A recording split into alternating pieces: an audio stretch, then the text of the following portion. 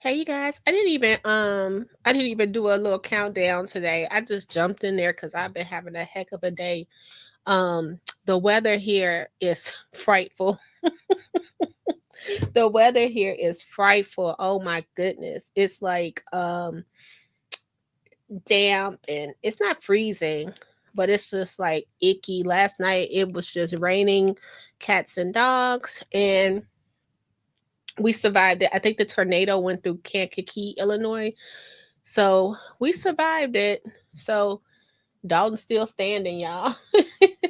So I gotta get to work. So I only have about an hour, and I want to talk about some stories. Like while I'm in my sewing room and stuff, I wanted to talk about a few stories that I have seen that just seem like it's made out of Lifetime movie.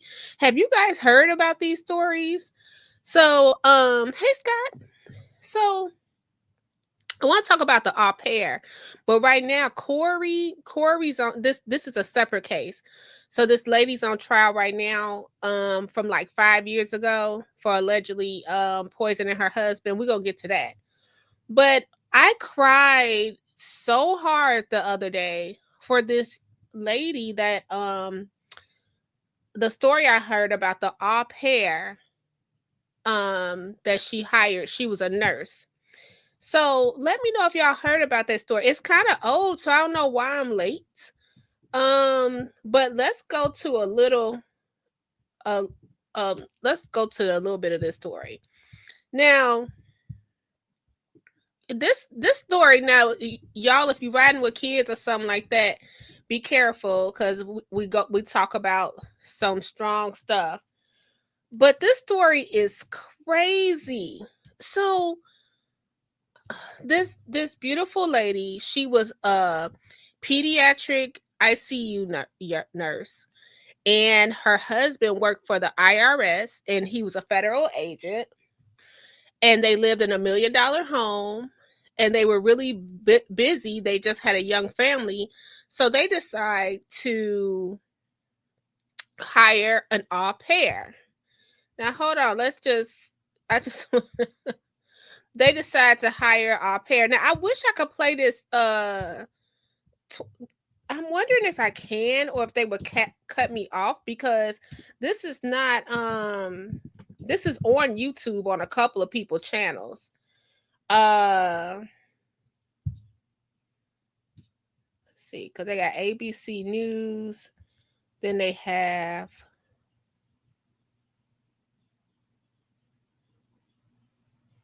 Okay, let me just pull up this family right here. So this is the au pair with the glasses. And if you don't know what an au pair is, it's basically like a nanny, but they come over and get room and board for free. They work for room and board, and they also get paid a stipend, but they get to get their green card to be in the U.S. And they're basically like a nanny from overseas a little bit. So this is the family here: the husband, the baby, and the mom. Hey, late lunchtime super. Hey, Gardens. So look at this lady right here holding a baby. So this was her second au pair. So she had did this before. So she, like I said, she worked in pediatrics, ICU. Uh, she also was a nurse that helped during COVID, and she also was a SA nurse. So for victims of people that had to go through therapy and counseling because they've been like and get the kit and stuff because they've been a SA, she was that nurse. So her and this guy have been together since high school or whatever. In the high school, beginning of college. They've been together 20 years. So her other au pair went and got married, so she moved out. So she hires this au pair from Brazil. Okay. So Y'all, the story is, I'm just gonna play the video. The story, I'm getting teary-eyed just thinking about it. So it wasn't a year down the road. Y'all, I ain't gotta tell y'all what happened. You already know the husband started sleeping with the nanny, right? Huh. This story, this made me realize it was evil people in this, like for real evil people. Let's play the clip because then I'm gonna come back with my commentary. I was just like, what? Ago, a series of 911 calls led police to the Virginia home of Christine and Brendan Banfield. Caller saying he shot someone. There's a 34-year-old female that got stabbed by someone, and then he shot him. Police say they found Christine Banfield suffering from stab wounds and another victim near her, dead from multiple gunshot wounds. That man, later identified as Joseph Ryan. Who is the shooter? Who shot who? Brendan and the family's Brazilian au pair, Juliana Perez Magalhães, initially told police they came home and found Ryan, who they described as an intruder, attacking Christine, and that they shot him in self-defense. He started stabbing her. I think Brendan shot him, and he asked me help to shot him too. But prosecutors and police say a home invasion never happened. I suspected, I had a feeling that there was a lot more to what met the eye that morning. Police arrested Magalhães, who months later changed her story, according to prosecutors. Somebody that sounded like violent. In a video statement obtained by NBC News, Magalhães told investigators as a part of a plea deal that the home intruder story was an elaborate ruse. All part of a double murder plot orchestrated by Brendan Banfield, one he pressured her to be a part of so they could be together. He explained that he was thinking about finding a way to just get rid of her, out of the picture. According to Magalhães' statement, Brendan created a fake account on a fetish website, pretending to be his wife, Christine, and started chatting with Ryan, telling him to come to the house and act out a violent sexual fantasy. Brendan Banfield, now charged with 4 counts of aggravated murder, has pled not guilty. As his trial gets underway, his defense is expected to challenge the prosecution's catfishing theory and present evidence that Christine created the account on that fetish website. But prosecutors maintain Christine Banfield and Joseph Ryan are the victims. Their star witness, the au pair, once trusted to care for the Banfield's young daughter. And Brendan Banfield has been held without bond since his arrest. If convicted, he could spend the rest of his life behind bars. As for Magalhães, the au pair, she pled guilty to involuntary manslaughter as part of a plea agreement with prosecutors, expected now to recommend she be released.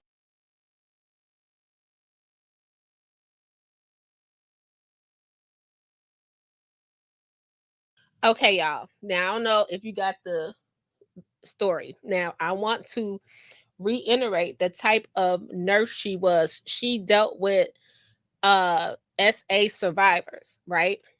So this day, this man, her husband tell her, stay home today, babe. Take the day off. I'm gonna send the nanny to the zoo, take the little baby out the house, go ahead, run you a bath, enjoy your day, and I'm going to work. Love you. This is at 7 a.m. Now, the whole time, they're texting this other guy on this fetish website for people that want to do like a BDSM fantasy stuff. So they're texting him and the Brazilian girl. They're texting and setting up this whole R-word fantasy with ropes and chains and all that stuff. Y'all, when I started crying was because while they were texting him on some app called Telegram, while they were texting him, they were saying, hey, I might be nervous, but this is all the fun in it. And hey, I might resist and I might panic, but just ignore it and keep going with it. Okay.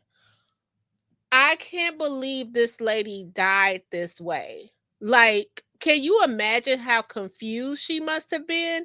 So the husband go around the corner of McDonald's, y'all, unlock they had like that automatic, I'm old school. Give me a key. But they had like that automatic app where you could unlock the door. Told the man to come in the house and do what you got to do. Now, okay, in the man's defense, because I was like, dude, what's wrong with you? But in the man's defense, the man that was on the website looking for partners, he was like, hey, I'm not interested in violating anything. Everything we do is consensual. He even told his mom about what he's into or whatever. And then he wasn't going there to kill anybody, because he think he messaging the lady and he like, hey, I'm in traffic, I'm gonna be a little late. So you already know he wasn't there to do any like harm. He thought he was there to role play, right? Y'all, that poor lady. I said, what is wrong with people? So look, check this out. So I wonder if I could play this part, because this is just too much to even understand.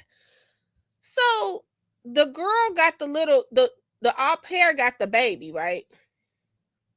The au pair got the baby.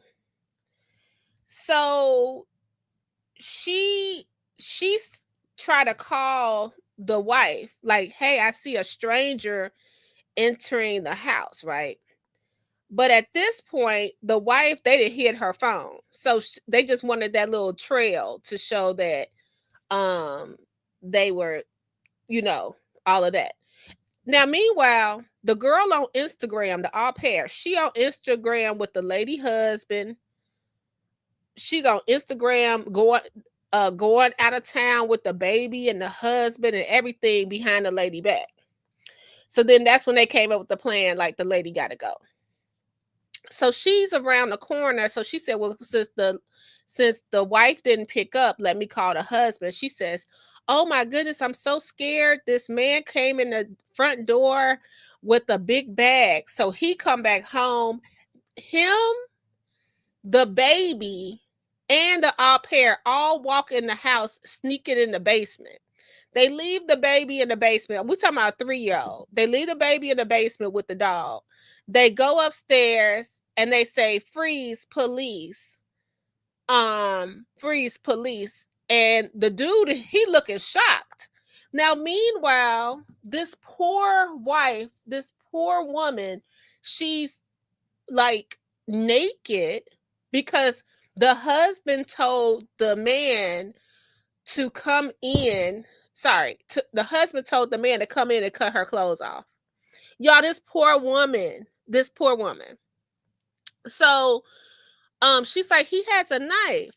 So, y'all, he shoots the man, the intruder, if you will, and the man doesn't die right away. So the man was like, what's happening? Oh my gosh. So, the husband takes the man knife that he told him to bring with him, and he stabs his own wife in the neck 7 times. I said, what? Then they call the police, and they come up with this whole thing like it was a man that was in there attacking my wife, so we had to do what we had to do. Man, when I tell you that judge laid down the hammer on dude, he laid the hammer on dude. He'll never see the light of day. But I mean, she did, the judge. But this is the thing I don't like. The au pair, she gets 10 years and she goes back to Brazil. She goes just because she testified. And now she's arguing she don't think she should have got 10 years. Oh, I forgot to tell y'all this, because she shot the guy too. Because she had a gun, so she shot him too. Y'all, it was a lot. Like, when I tell you, I felt so bad for this lady, the little girl, for her dad to be a psycho, and she doesn't have either one of her parents. And it's like, why don't people just leave anymore? Why don't I don't understand. Like, why do you have to do something like this? I wonder if I could play this. I don't know if I can, but I'm gonna try it and see.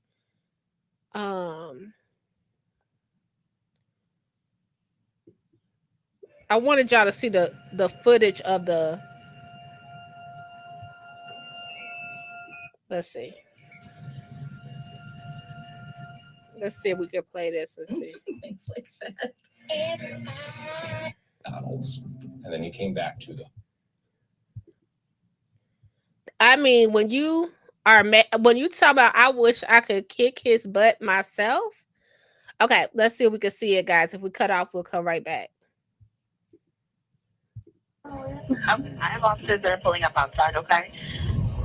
Myself and all the other detectives on my squad that were available responded out to the scene. When police arrive at the Banfield home and go up to the master bedroom, they enter a chaotic scene. Police go up the stairs. Then they're on the staircase. They see Juliana inside the primary bedroom. Juliana comes outside the bedroom, speaks to an officer, and she tells the officer the 4-year-old girl is in the basement. My host kid is downstairs. Okay. I'm in here. How old's your host kid? She's 4.5. 4.5. Where is she? I need to talk to her. She doesn't know anything. What's Can we get her and we'll go outside? So the police officer and Juliana together go down into the basement. You can see a little 4-year-old girl. Hey, I'm Officer Bell. Nice to meet you. Do you want to go outside with us? We need to go outside, okay? You see Juliana, at the behest of police, take the daughter out of the house. Do you just want to tell me quickly what happened? I don't really know what happened. Everything happened too fast. The police officer tells the 4-year-old girl, why don't you go with that officer? Can you go with Officer Battani really quick? Go with her. He has some stickers for you. During this time, Juliana starts making some statements to the officer about what happened. I was going to take her to the zoo this morning. And then I forgot the lunch we were going to bring. Juliana basically explains what happened that morning. How Brendan left for work, Christine is home that day. Juliana, is taking the little girl to the zoo for the day. She had forgot their lunches. She came back, she saw a strange car in the driveway. A man got out of it and he walked through the front door of the house. Do you know who the person is? I have no idea. She calls Christine Banfield, who does not answer her phone. Then she calls Brendan Banfield, alerts him to what is happening. I called Brendan, it's her husband. He's up there. I called him. I see a strange car, but I don't know who is that. First of all, when I tell you I just want to slap her, I just want to slap her. Like, she's sitting there, I don't know what happened. I don't know what happened. And no eye contact.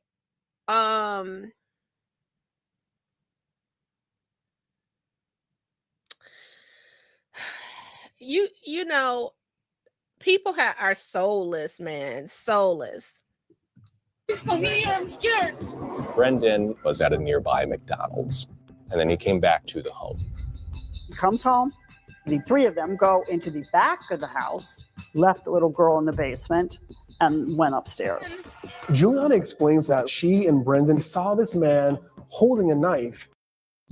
Y'all let me know if you saw an intruder go into your house, why would you bring a little girl in the house?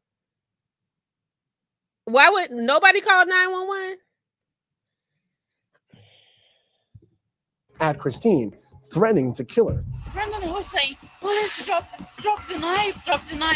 I'm sorry, I'm prefacing, which is not No, you're doing really well.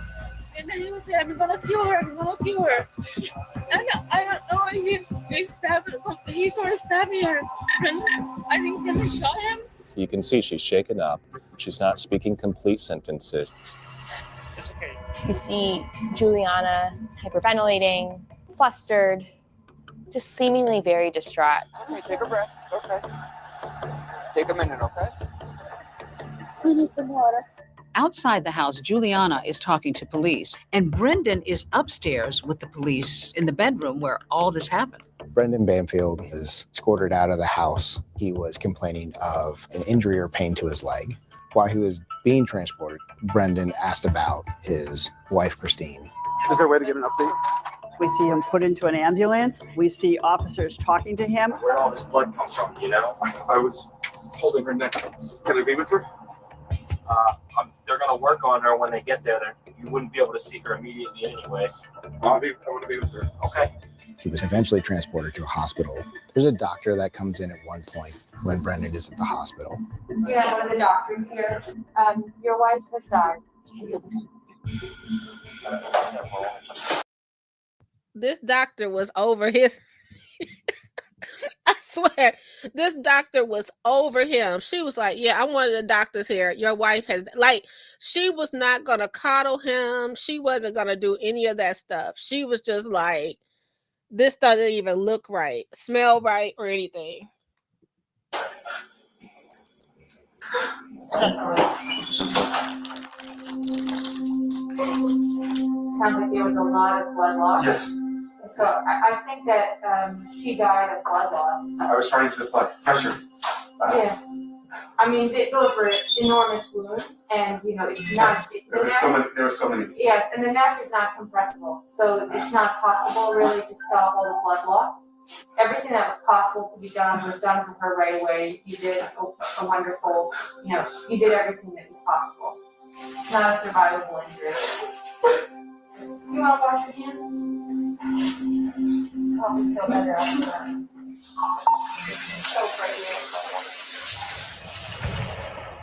As Brendan is struggling with the idea that he has lost his wife, a patient advocate joins him, and you can hear him praying. Hallowed be thy name. Thy kingdom come. Thy will be done. While Brendan's at the hospital, the house is being processed as a crime scene. Police Chief Kevin Davis of Fairfax County came out and spoke to reporters. We have 2 adults who have been killed. One was shot and killed, and the other was stabbed and killed. The wife of the household was killed. A man unrelated to the household was shot. It's unclear their relationship. We're just trying to work out the details, the sequence of these violent acts. Police need to figure out who is this man who Brendan Banfield says he came upon in the master bedroom of his house attacking his wife. We don't know a lot of things just yet, and we're working really hard to find them out.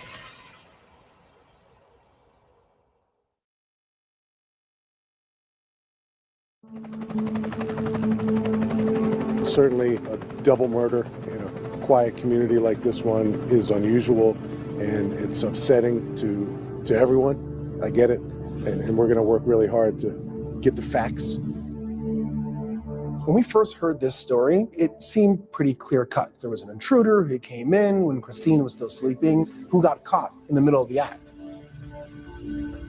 The interest in this was big and bold right away, and we knew that this was going to be a big one immediately. Brendan Banfield was a federal law enforcement officer. He worked for the IRS. Federal law enforcement carried a gun both on and off duty. His wife, Christine, is an ICU nurse. So this happened in Fairfax County. It's just outside of Washington, D.C. The area where the Banfields lived was an upper middle class suburban neighborhood, roughly $1 million homes, a lot of families around. I know that community to be very quiet, very safe, tree-lined street. So y'all see what good, they live in a great neighborhood. And I'm fast forwarding, but this is a 2020 episode. And it's called the Aupair. So let's go to the and thanks for being here, y'all. This is crazy. This story is crazy. Let's go back to the body cam right quick. Well, just tell her. You don't have to tell her anything, okay? You just give her a big hug, tell her she's okay. All right, give her a big hug, okay? Yours today, tonight. Wow.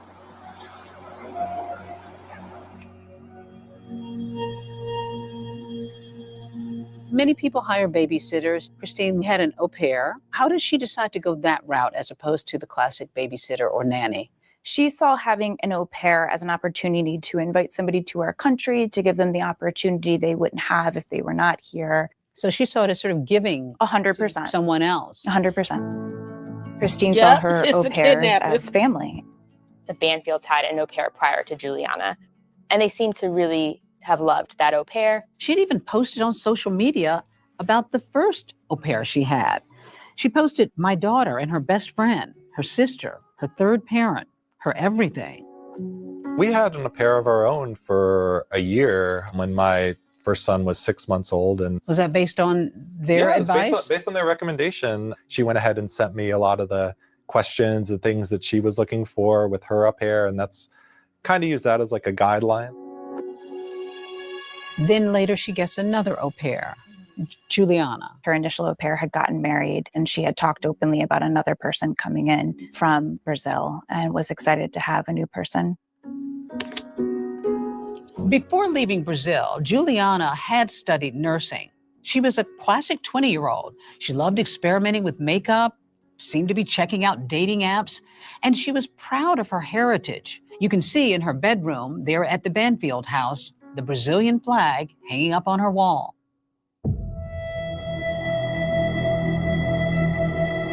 Law enforcement is still investigating the scene, seeing what evidence is going to piece together to get a full understanding of what happened.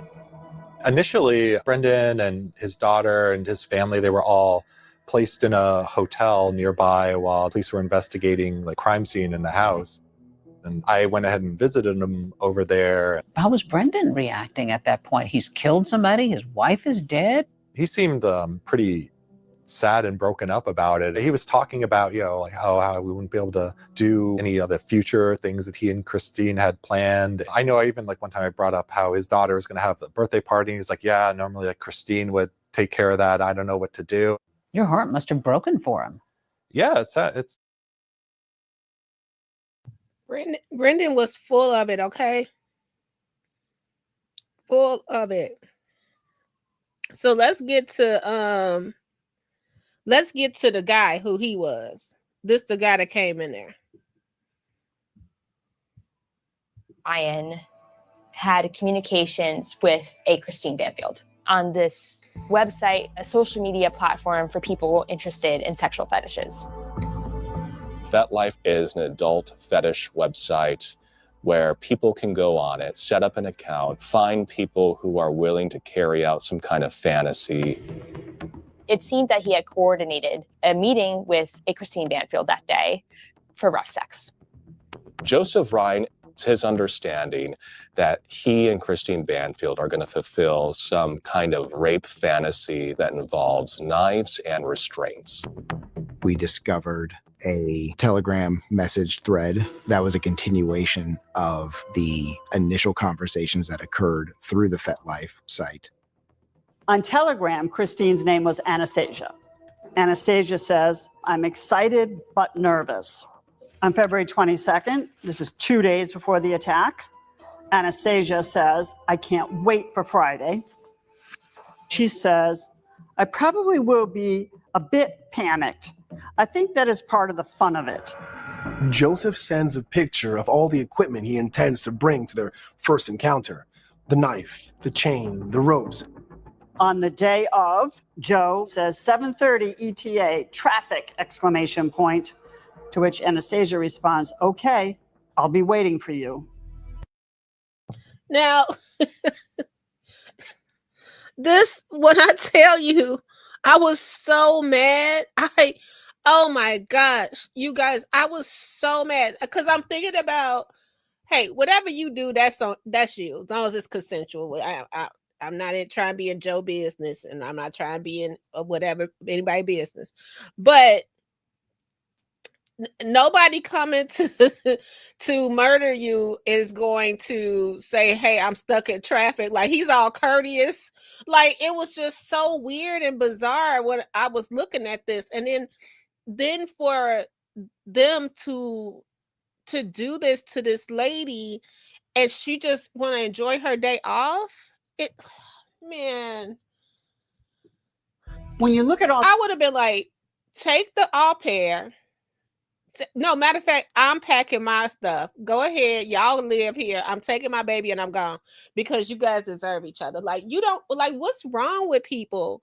This is just so sad. all these Telegram communications, it makes you wonder if this was a sexual encounter that the two of them had arranged and it just went awry. Could she have had a side that you just didn't know about? That story reeked from day one. I was like, this this doesn't add up. This isn't right. This is not Christine.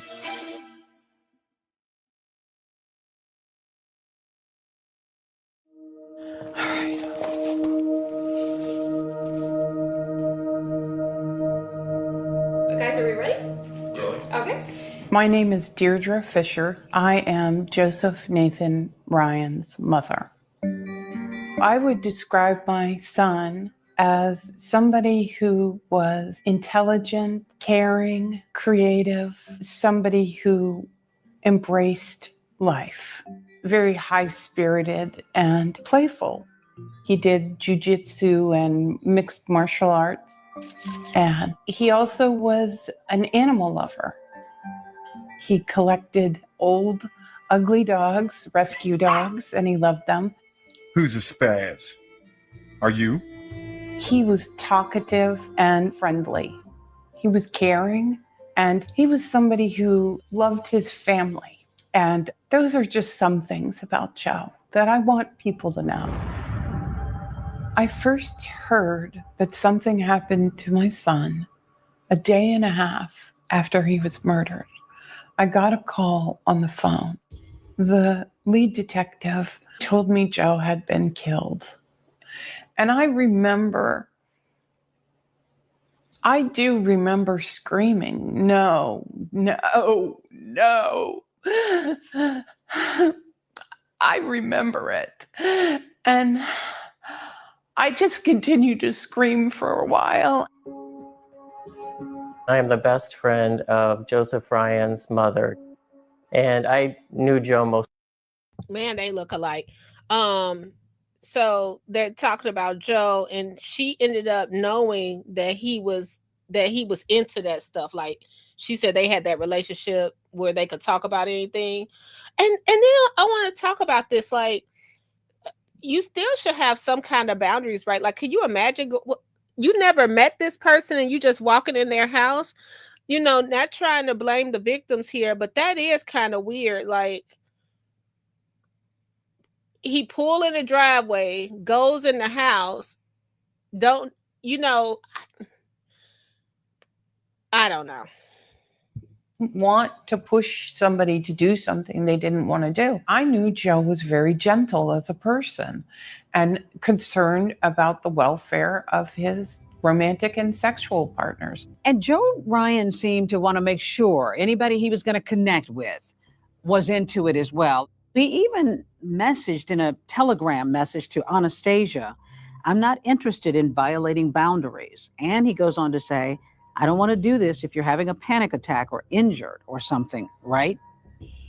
So the night before he died, he sent me a text and a picture, and he told me how proud of himself he had lost weight, he was in shape, and he was really happy. He was in a good place.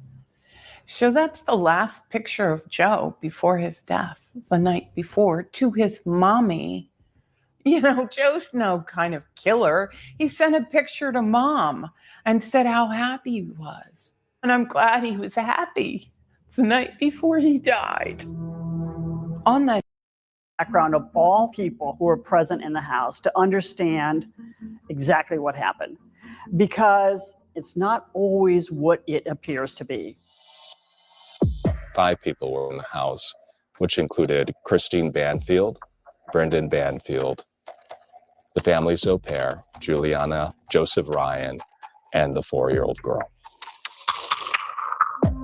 Brendan hires a lawyer. So his lawyer tells him, don't talk. That's not unusual. So on advice of counsel, he doesn't talk. So we don't really know anything from Brendan except what he said initially, which wasn't much.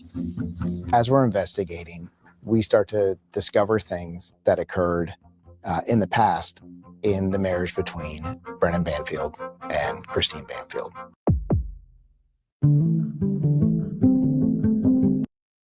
So y'all, like I said, I have to speed it up because I can't be here all day, but he was a cheater. So he cheated on her like twice. And so this lady saw his name in the paper. She was like, nah, he a cheater. What is going on here? So that's where we got him. And you know what? Who would have thought he would cheat with who? He's definitely gonna cheat with someone. You have to be dirty, period, to be sleeping in the same house as the husband and sneaking behind. You know what I mean? Like, what? Sneaking behind the wife back. Like, she had no morals. Okay, let's see. The most disgusting thing that somebody could do to their partner. Did she ever let on whether she worried her husband might be? No. It's okay. Were you here when it happened, or did When Juliana was interviewed initially by detectives, she denied having any type of sexual relationship with Brendan Banfield. She described their relationship as he is her employer and she is his au pair. She denied having an affair with him. But then they find pictures and video that tell a very different Watch this, y'all. Y'all gonna be mad. Yeah, watch this. story.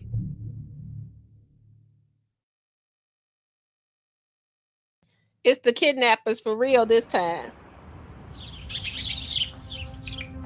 For a while, the case didn't have a lot of developments. There was no arrest. I just was afraid there wouldn't be justice for Joe.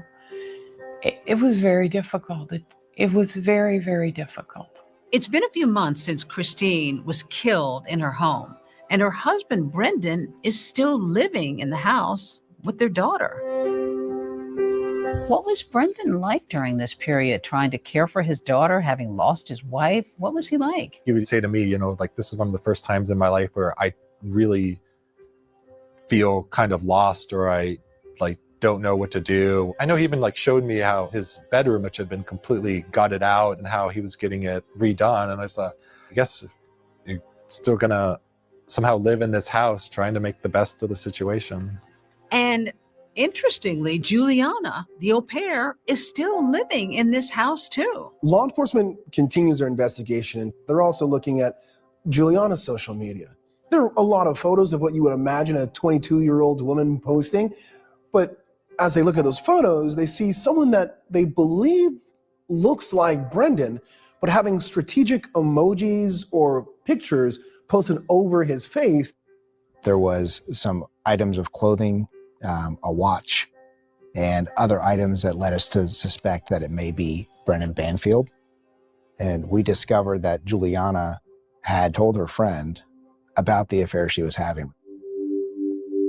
That becomes the basis of a search warrant to get Juliana's social media. And what the police find is a lot of evidence that she was having an intimate relationship with Brendan. Prosecutors had said that they found photos of them, you know, out in public. Among the photos the police found on one of Juliana's devices was photos of a trip that Juliana and Brendan took, and they took Brendan's daughter in October 2022, before the murders. Juliana and Brendan Banfield took a trip together to New York. They suggested that this was more than just a fling, that this was a relationship. Brendan and Juliana had been having an affair. The police think at least 6 months before Christine was killed. And from there, this blows open the case in a whole different way. This leads them to believe maybe there's something more here. Maybe there's a motive that they didn't see at first. You're watching 7 News. A family's au pair is now charged with shooting and killing a man in a Reston home. The Fairfax County Police Department announced today they made a new arrest in that case, and they're charging the family's au pair with second-degree murder. 8 months after the homicides, Juliana is arrested and charged with second-degree murder for the death of Joseph Ryan. Juliana pleads not guilty. I'm Jenna Sands, and I am the Chief Deputy Commonwealth's Attorney for Fairfax County. We knew that Juliana was responsible for the death of Joseph Ryan. It turns out that on the day of the shooting, Juliana tells the police on the scene that she shot Joe Ryan too. Yeah, and Brendan said, no, police don't drop the knife. And I think Brendan shot him, and he asked me help, shot him too. She said from the very beginning that Brendan shot Joe Ryan first, and she shot him second. Juliana told police Joseph Ryan, he's on the ground, he's bleeding. And then they hear a moan from Joseph Ryan.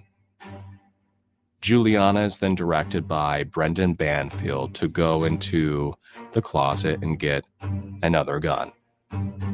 And according to police, Juliana fired that fatal blow and killed Joseph Ryan. We knew that she had shot Joe in that room, and we did not have a reasonable defense that we could imagine for her, given the evidence.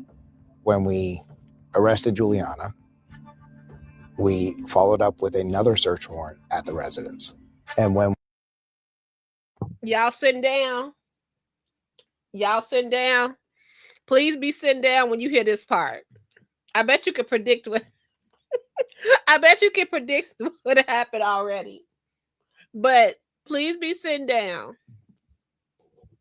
we went into the house, the first thing that I think all the investigators noticed was all the pictures of Christine were gone. Then we went up into the primary bedroom. On the nightstand next to the bed was a photograph of Brendan Banfield and Juliana in a romantic kind of embrace, like a couple.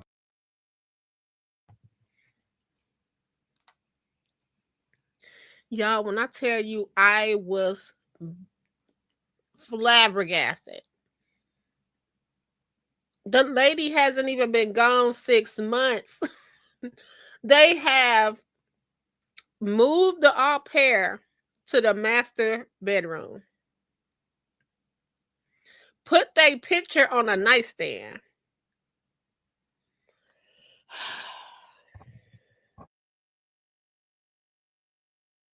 It was a picture of a couple.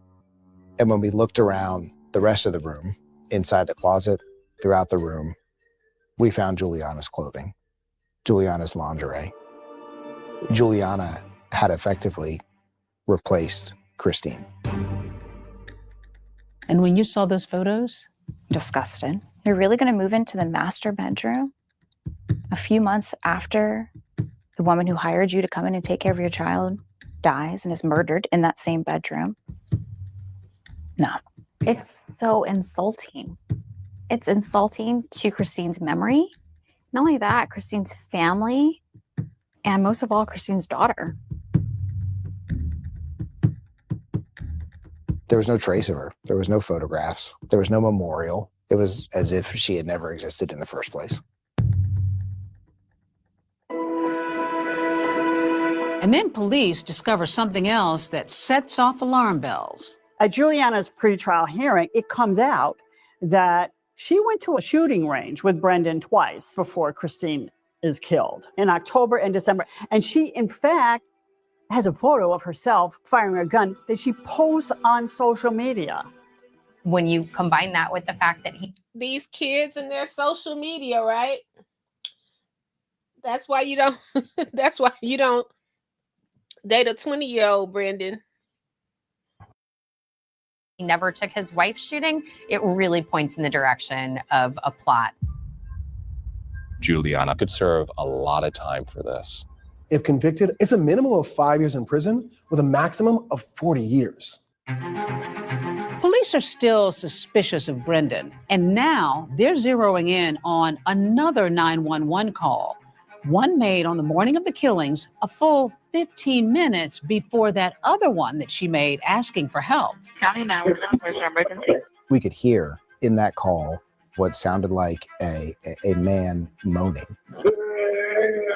It's very revealing. The question is, what happened in those 15 minutes?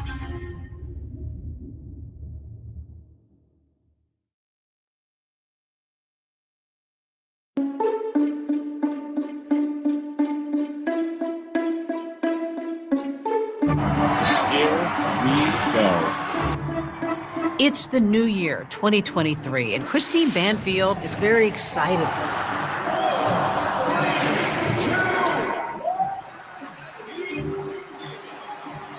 In fact, she even posted on her social media, 2022 was pretty awesome. Let's see if 2023 can top it. Just a few weeks later, she would be dead. Fairfax County Police are still investigating. So y'all, They move. They arrest the au pair, but they don't have nothing on the guy yet. So they need her to flip. Okay. So make sure y'all watch this story. But the trial was what I was watching. The trial, they said that after when she came back home after they pronounced Christine dead, poor Christine, like I'm just thinking about her last moments. Like she must have been so confused, so scared. I mean, just everything. And she had a blood disorder actually too, that they talk about. But they bring the little girl home, and they tell the little girl she could start calling her mommy now, calling the au pair mommy. After they pronounced Christine dead. This was so crazy. Like, how could you even live with yourself?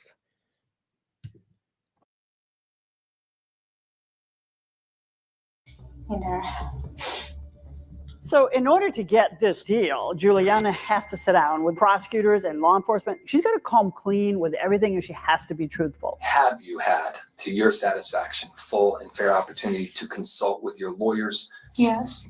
The idea was for her to tell us in her own words exactly what she remembered so that we would know that it was reliable.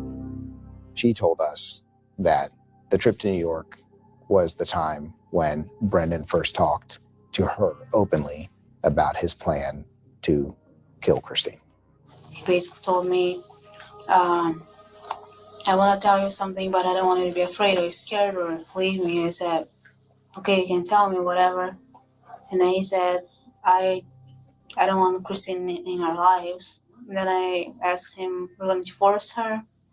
And then he said, I don't want Sherman because it would be easier if she was not in the picture. Juliana corroborates this catfish theory. He told me that he was going to create an account on the website, FetLife. Where in the house were you predominantly when he is on FetLife? So it was mostly in the basement. We sit there and then was with her laptop. He said he needed to find a person who likes to play like blood, play with knife and stuff like that, play violent. This whole plan was designed to a T to kind of cover their tracks. Basically, like after a while talking to Joe, he said he's the right person. Joe's the right person. Juliana was the one person who could tell us exactly what Brendan Banfield's role was in it. And we knew him to be largely the hand that was moving the pieces on this particular chessboard. He just told me, I wish I didn't need you, but I need you to do this with me. I can't do it without you. And I said, what do you mean? Why you can do it without me? And he said, because something goes wrong, I need you to have my back. Can you tell me the words that he used in terms of how he intended on killing her? Like stabbing her?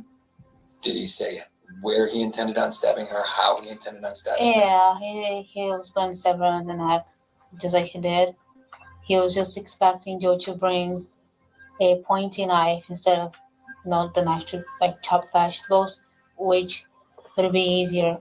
So what did Joe Ryan say during the time when Brendan Banfield comes in? He looked at us like surprised, like shocked that there were other people in the bedroom. And then that's when Brendan just shot him. Hearing Juliana describe Christine's last moments was absolutely gut-wrenching. She is describing the moment a mother lost her life.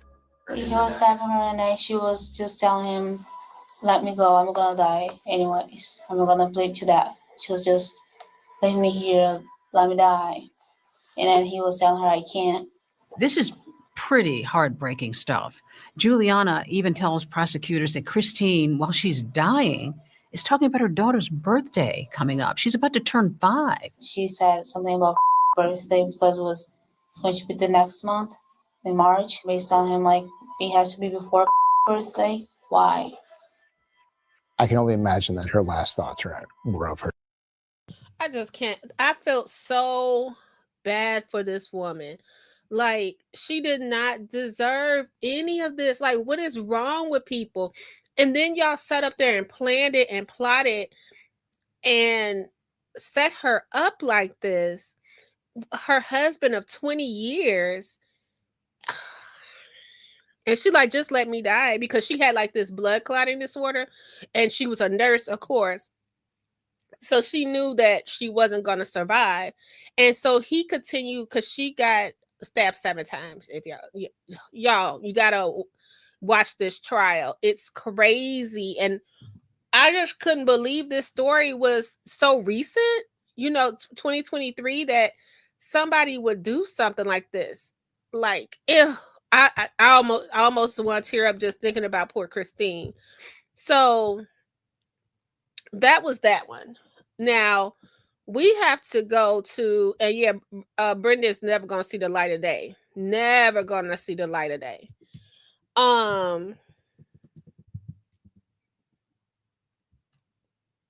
Y'all, are y'all watching Kouri? Are y'all watching Kouri Richins? Kouri Richins. Oh man, Kouri, y'all.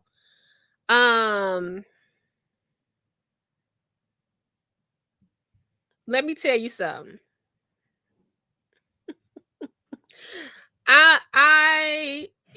It's a good time. It's a good time to be single. it's a good time to be single. So this lady, Kouri, this has been like 5 years ago. Let me know if you watching this one. Hey, Magnolia. So this lady, Kouri, you probably saw this story. This was like in 2020. She basically, this was like in the pandemic. I think it was 2022. So her trial got kind of postponed a little bit, because it was like during COVID or something like that. So Kouri was this house flipper, and she was in Utah. I don't know what be in the water in Utah. Everybody over there in Utah be doing all kind of weird stuff. But sorry, Utah people, if you're listening, what's going on over there? So Kouri had a husband, but she's accused of poisoning her husband. So basically, her husband was at home. They just bought $1 million house. She was a house flipper, investor. He had his own business. Everything was all good, right? So basically she said they had a shot. She made him a Moscow Mule that night. She went and fell asleep with her kids, and she went to bed, and he was cold. So of course the autopsy come in, and they find out he was poisoned by fentanyl. This is where the juiciness come in, y'all. This is the twist. Dude, her husband, he sort of felt like, he was like, oh girl up to something. Oh girl up to something.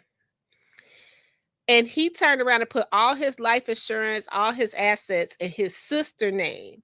He said, because if something happened to me, I need to make sure my kids are straight, because she's taking financial risks. She's doing stuff behind my back a little bit. So I just want to make sure the kids are straight. Lo and behold, he dies. She runs to the safe to get the will. She called around town, found out he put everything in the sister name. $3 million worth of stuff, right? So she kicking and screaming now, because they also had a prenup, so she couldn't just go to the bank and get the money out. So she started writing these checks against the business. She start forging his name or whatever. She going over to the TCF Bank. If y'all from Chicago, she going on over to TCF Bank. And she cashed a check. She at the currency exchange. So she get caught up. So anyway, no one's expecting that the family thinks something was weird, but she's not charged with anything yet, right?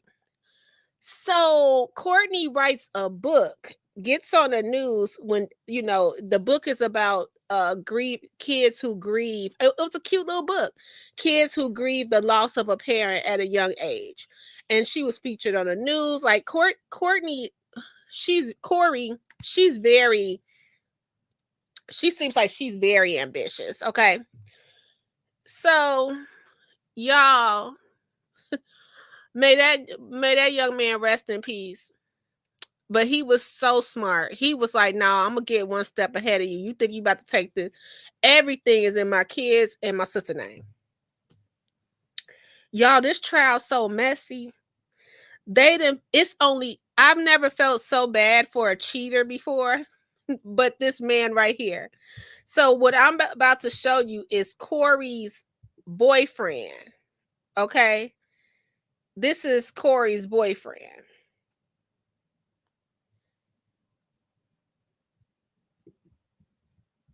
So we didn't even know he existed, right? But oh, here we go. It's the kidnappers again. Those cell phones, those cell phones get you in trouble every time. So, y'all, they took time to read off all the text messages. Now, we can't do that here. Today, this afternoon. But they took time to read the text messages. And when I say this man put his hand, this man, I've never felt so bad. His whole cheating relationship was on display for the world to see. So this was her side piece. So y'all, basically, the night before her husband was murdered, they were on the phone planning trips, planning a life together for him to be her next husband. It was crazy. So all these text messages are on display, but this guy right here, he's pretty innocent. He's innocent. Only thing he came there to dance, and that's it. He came over there to get some poom poom and go on about his business. He loved this lady though. She bought him a truck. She paid all his bills. Like, he was in love with this lady. And he stayed in one of her flipped houses for free. So she made it like she was this big money thing, but she was really taking equity or whatever out the house, or taking a loan against their house, that properties they had, without her husband knowing. So this man right here, his whole romantic life with this lady is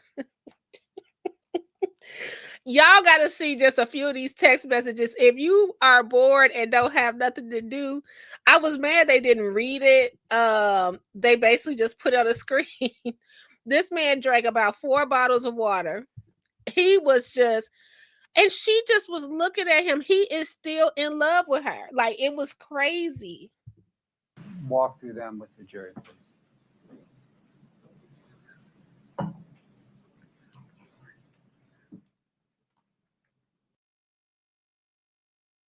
Now, I just want to, these people were in love. So let me read this one thing.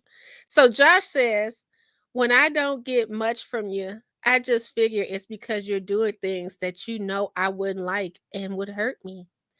It's draining to love you and pretend to be an idiot. I don't want to avoid things with people I love, thoughts or problems. I want to communicate until we know each other better and solve stuff together. Now, he know this lady got a whole husband and 3 kids. Not by myself, for each other. Like and love you today. I live too much through this phone though. I'm tired, babe.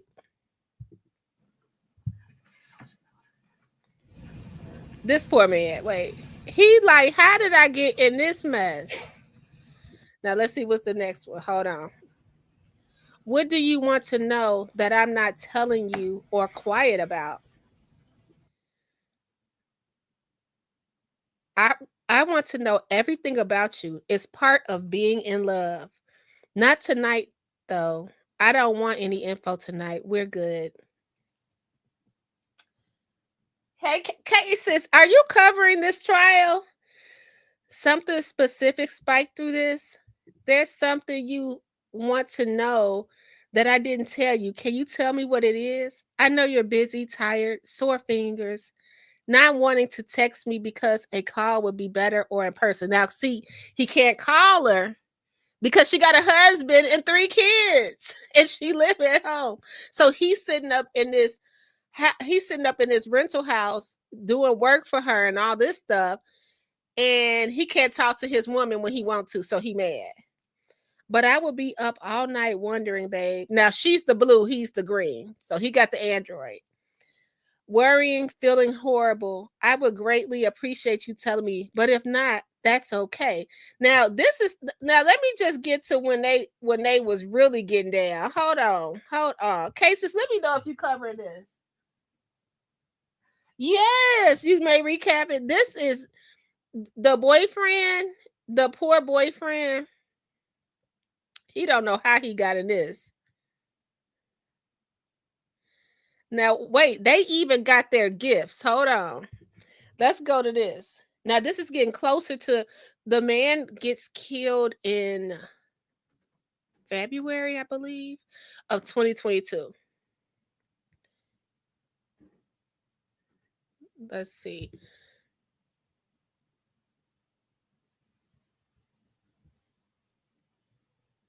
Okay, let's see.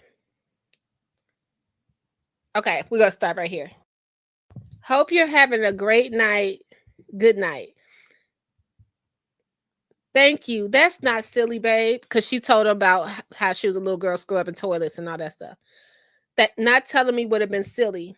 I'm very, very happy for you. Of course, I'm going to celebrate with you. Now, look, he sent this little cute picture, you and me. Scott, can I get 2-18 Delta, please?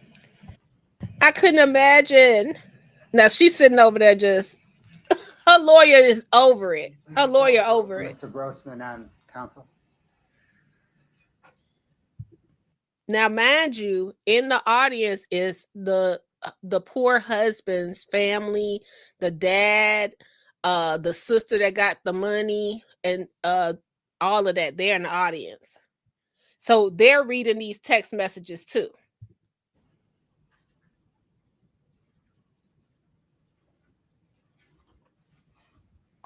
He is so uncomfortable.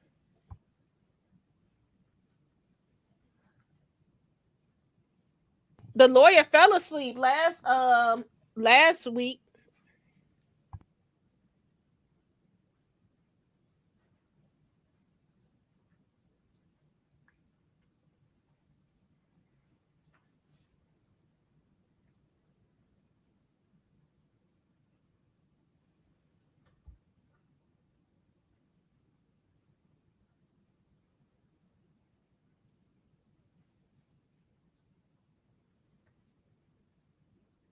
He can't believe what he was. He can't believe everybody. Look at y'all button his shirt, y'all, on the stage. He about to faint.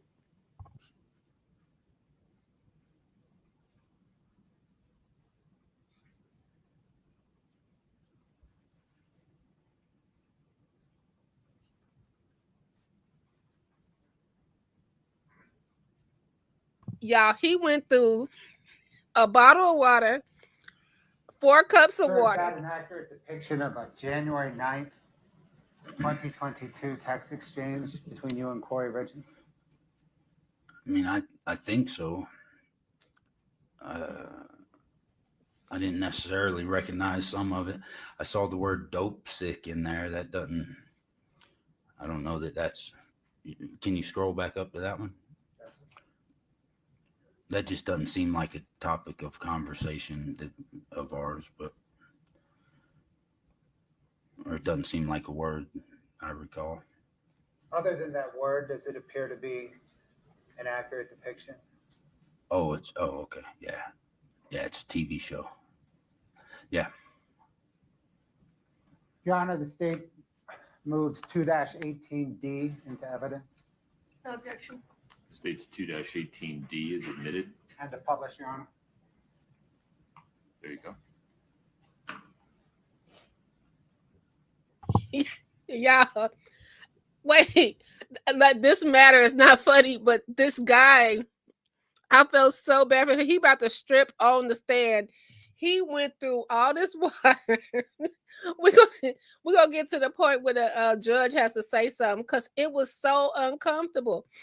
So he really dodged the bullet with her though. Like he was so in love, she probably would have set him up to get rid of her husband. Because this is what she texts him. She says, random question. Have you ever done anything before besides smoke weed, drug wise? Where did that come from?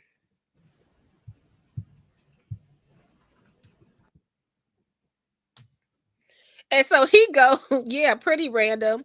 We already had this talk. And she said, no, we haven't. And then he says, and then she says, hi, I would have remembered. I'm just curious. So Josh says, yes, we have more than once too. The first time was at Chili's, me, you, and Ronnie. And she said, hi, well, what did you say? And he says, yes, I've done other things, not all of them, not often. And then he asked her, and you, I bet y'all could guess the answer. I bet y'all could guess the answer. And then she goes back and says, it's not a big deal. Hi, I was just wondering. I'm starting the new series, Dope Sick Tonight, that just came out a few months ago. That's what made me wonder. And then he says, oh, she was asking, when was the last time? He said, I don't recall. He asked if she was sure prescriptions don't count. She like years ago? Nope. Well, prescriptions count. That's just not my thing. I have a cabinet full of all sorts of prescriptions, but not my thing. I don't recall. It's not an answer. Ha ha. How could you not remember? Why you want to know what he doing? He said years ago, cabinet full and not my thing isn't an answer. I like how he got smart back. So he just changed the subject. He said, what's for dinner? He changed the subject on her right quick. And she goes back. How is it not an answer? I answered perfectly. Ha ha ha. No prescription since I had Weston. And even then, I wouldn't take them. So I stored them in my cabinet. Just pain pills. They're still there. Ha. Pills and drugs are not my thing. If prescriptions count, then years ago for drugs and prescriptions for you. So she's fishing for something. Like if he could get his hands on something. Josh like, what's for dinner? I don't want to talk about this. And she says steak, mashed potatoes, and mixed vegetables. You. And he says, no, just my VA prescription. Feel like I took someone else's at some point. Just can't remember who or what. Too much alcohol first. Not sure. Looking for ideas. He eating Mickey D's, y'all. He said had Mickey D's earlier. Yours sound good. Grill, boil, or bake. Yuck. Yuck. Boiling a steak. Sure would like to see you / be with you in the kitchen. So he getting off that subject.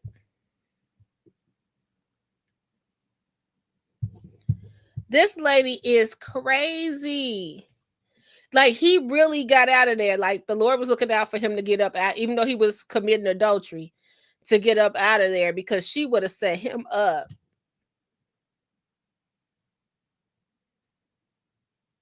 T7 Delta, please. Please scroll through it for Mr. Grossman and counsel.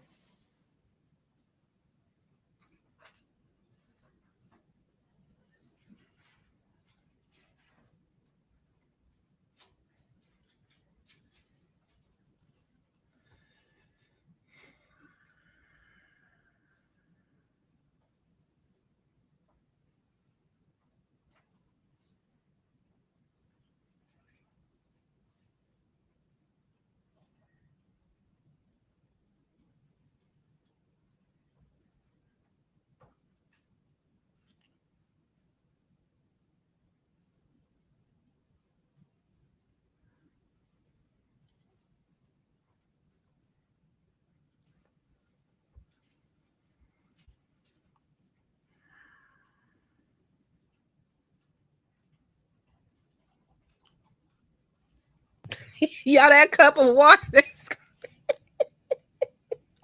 I feel so bad. That's the dad. Oh, that's the son's. That's the husband. That's his Sir, is that father. an accurate depiction of a February the 14th, 2022 text exchange between you and Miss Richards? It is. Your Honor, the state moves 2-27D into evidence and to publish. No objection. 227D is admitted. One moment. Y'all, I'm uncomfortable for him.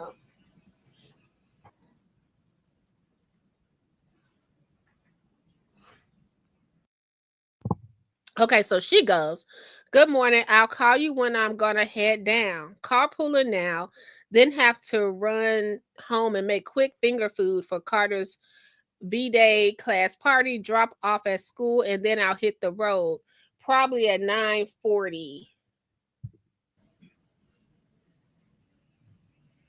Oh, it got to be stressful to have an affair. Like, you got to try to squeeze it in.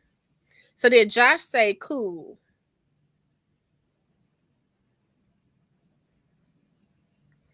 And so she says she's leaving the school / campus. I don't know what that is. And she says she's headed that way. And then he headed that way.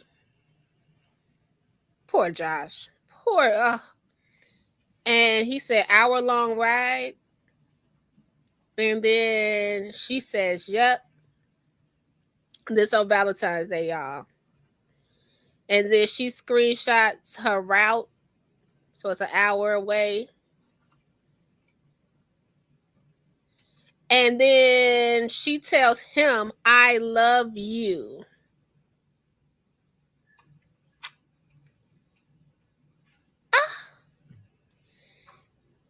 And she says, I love you. Want to be one of my Valentines? And then she texts again, I love you. One of my Valentines, because she got a husband. This was just a mess. This lady was horrible. So then she texts, I can take a no, that's okay, because he wasn't responding fast enough. Now watch this, y'all. Hold on, we gotta pause. Josh was whipped, child. So Josh says, if you don't text me like this, fellas, I don't want you, okay? So Josh says, my heart is smiling. When those 3 words come from you, it's very unique. Different than any time I've heard them before. Those feelings when coming from you bring up different feelings in me. Your love reminds me how much God loves me. Oh, y'all, you're cheating. Your love reminds me how much God loves me. Reminds me that I, my mom's son, am secretly the luckiest man on the face of this earth! Exclamation point. Gives me immense amounts of appreciation, gratitude, and honor. I wouldn't trade your love in for a million of, you name it, whatever is next best. Darling, you better believe that I'll be one of your Valentines! Exclamation point. Will you be my Valentine tonight? I was writing this on the way to Salt Lake. I know you feel the need to apologize, but just so you know, I like to see you on phone calls. I like to watch you text and hear you read aloud.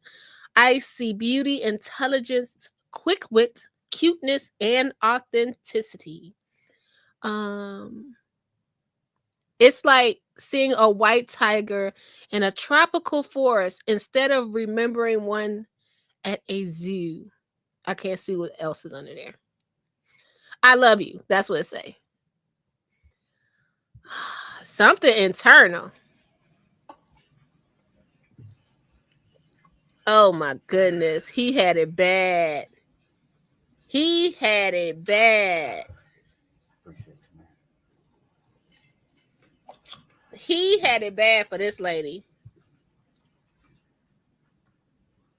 I like to watch you text and to hear you read aloud.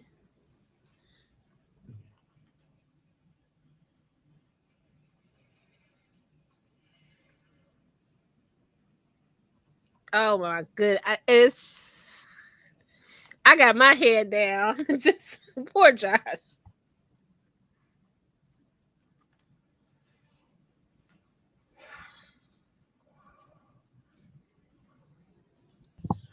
Josh says, I love you most. And she on the way. She on the way. Scott, can I get 2-29D, please? Wow. Look how she looking. Like,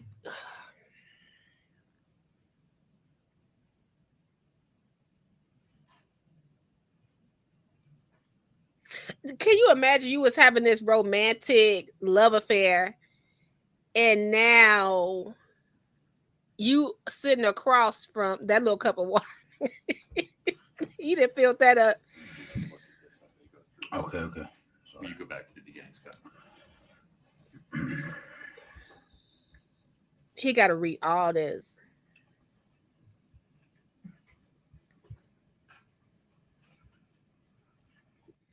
And then you go back. So you haven't, you didn't know you was sleeping next to an alleged killer. Like you was just there to have some fun and fell in love. And you might have thought this lady was gonna leave her husband, but you didn't think it was gonna be this.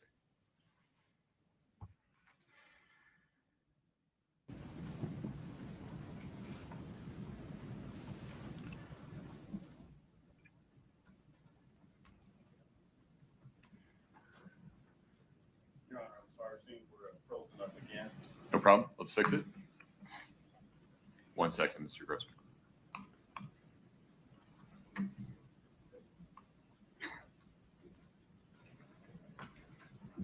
It looks even worse when your husband let's say she didn't do it, right? But then you had this affair. It's always the affair. You go ahead. Little cup of water still going. Text exchange between you and Kouri Richards. Yes. Your Honor, the state moves 2-29D into evidence. No objection. 2-29D is admitted.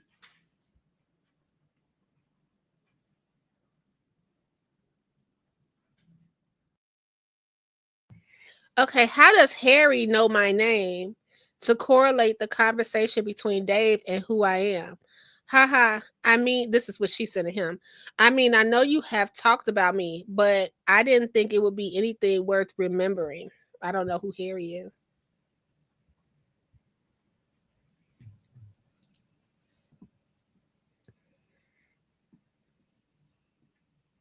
So this is the day after Valentine's Day. So then he says, Harry owns 10 doors. We've spoken about real estate since we first met. Also, questions of who I know, where I live, what brought me to Utah. Though I tried not to allude to it, he could probably tell that I was in love with you. Match strong, deal finding, 10 months worth of the daily grind. Then there was Sandy. He brought you up all the time. He cares about his business and about me. I am almost half of his workforce. The way I speak of you, eyes lit up, lively, proud, honestly, and deservingly praising when things are good, not speaking and looking like I have a foot and a half in the grave when they're not. Man, this man was in love. Good Lord. He would have had to bump his head mighty hard to forget you. Whew. Baby. Wait, did you just say you're in love with me? Big difference in loving someone and being in love with someone. Did you need to correct that? No correction. No, ma'am. I am in love with you. I hope that's okay. I can't change it. No change. It doesn't change me or have to change us. I've been this way for a long time. She says, like, actually in love with me? If I was divorced, wait a minute, hold on. Okay, I missed that. Hold on, let me see what she say. If I was, well, he says yes, in love with YOU. What did she say? If I was to divorce, hold on. If I was divorced right now and asked you to marry me tomorrow, you would? Now this is February 15th. They must have had a night.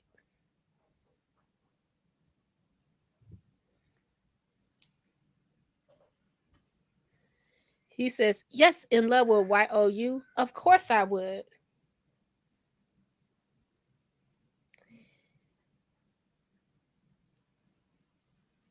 Oh, poor thing.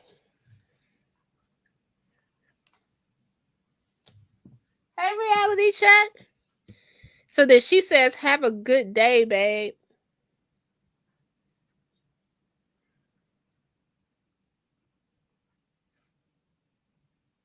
Scott, can you please bring up 2-31D?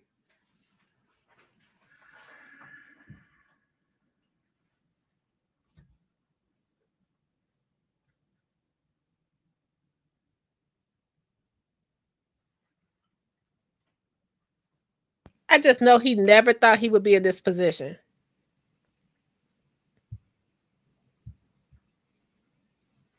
You know, that cup of water, y'all. That cup of water is going through it.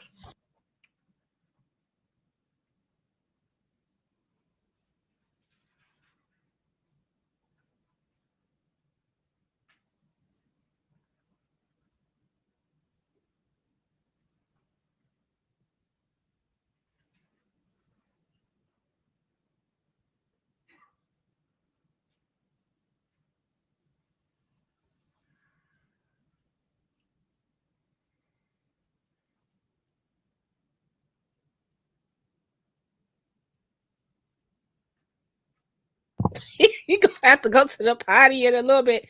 He was just he was like, what is happening?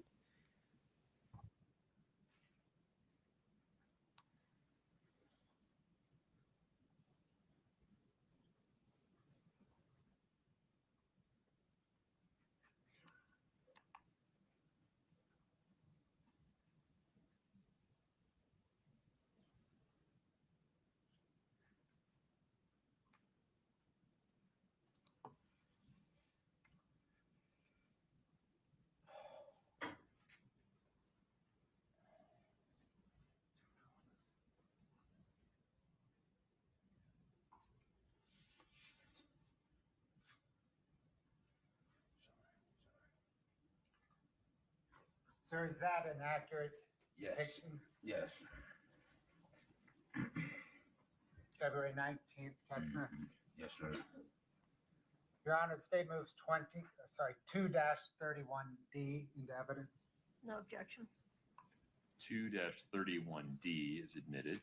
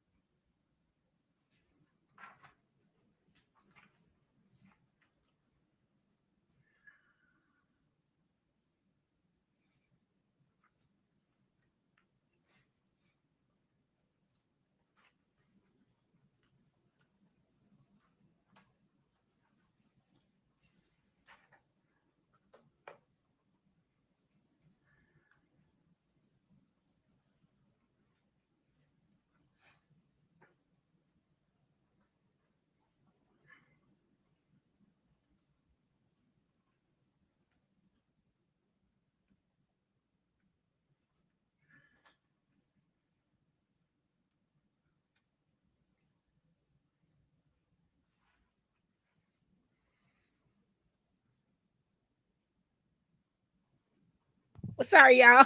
Let me go. Sorry. Okay. This is from way earlier. Sorry, my phone died. Customer talk. 30 more seconds and I would have. I could have kept going and going. I erased short term and long term rentals, stager, Kouri, MA, to just ma'am, teacher, coach, and hero to 3. You forgot wife. Speed reader, speed demon, organizer, host, planner, center of every room, motivator, caretaker, philanthropist, chef, cleaning crew, teacher, and Boy Scout, COO. You better believe I'm going to address you your next text in a bit. Okay. So they still in love. So let's see what the next thing is.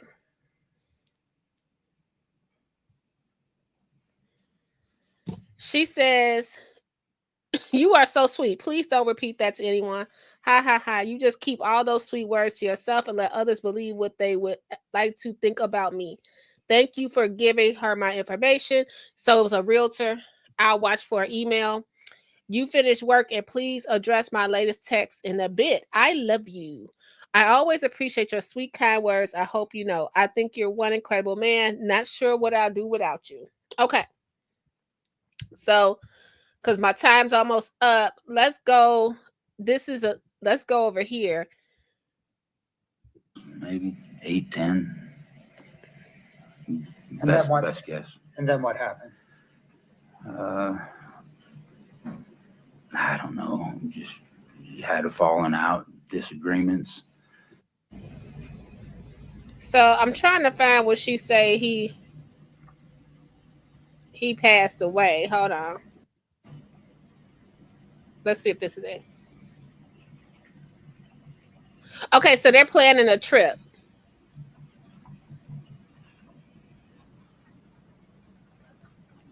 They're planning a cruise. She paid for $5,000.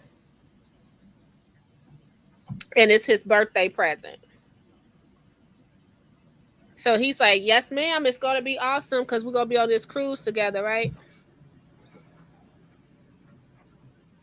I don't know what the passport thing is. Thanks. $600 run the boat. So he didn't know how to get a passport, y'all. Scott 2-51D.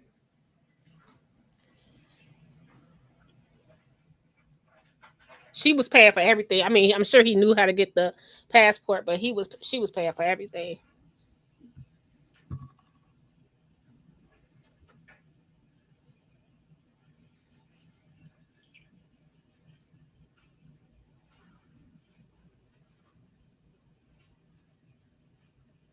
Sir, do you recognize that as an April 8th, 2022 text exchange between you and Ms. Richards? Yes.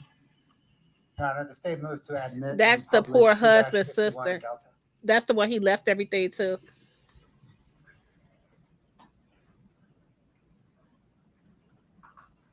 Oh, sorry, no objection.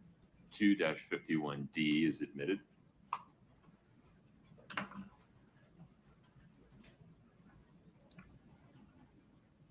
So she texts him, "I love you." And he said, "I love you. You were in my dream."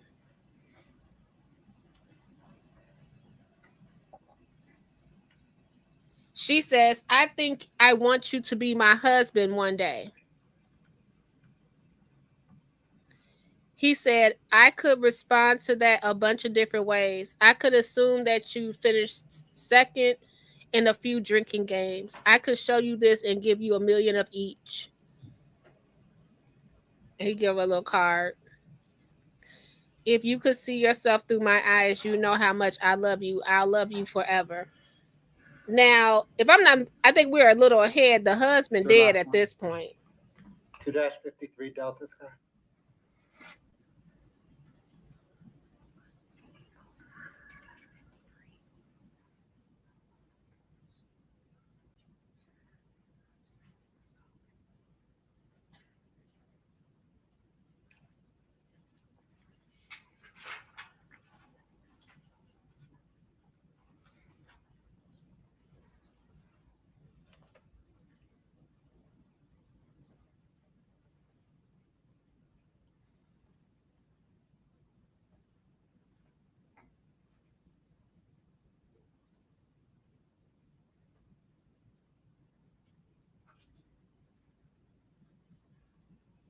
Sir, do you recognize that as an April The 15th, 2022 text exchange between you and Miss Richards?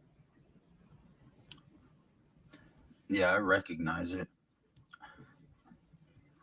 I didn't have time to read it all. I'm not saying that I need to. I'd like to read it later, maybe. Okay. Your Honor, the state moves to admit 2-53D and publish. No objection. 2-53D is admitted.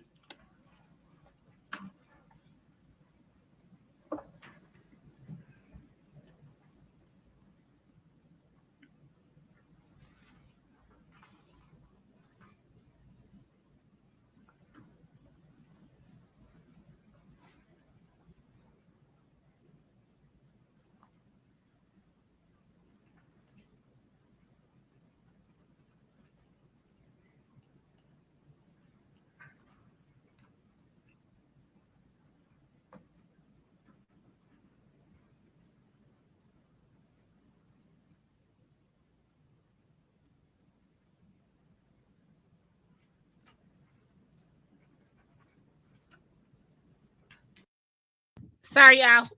The autopsy report isn't done yet, but the toxicology report came back and he had a trace of fentanyl in his system. I didn't even know what the hell that was until they showed up at my door. My attorneys are fighting it because they detained me. No reading me rights. They never told me why they were at my house and what the hell they were all looking for. I was like, what the F? They had a search warrant and everything. This is so fucking ridiculous.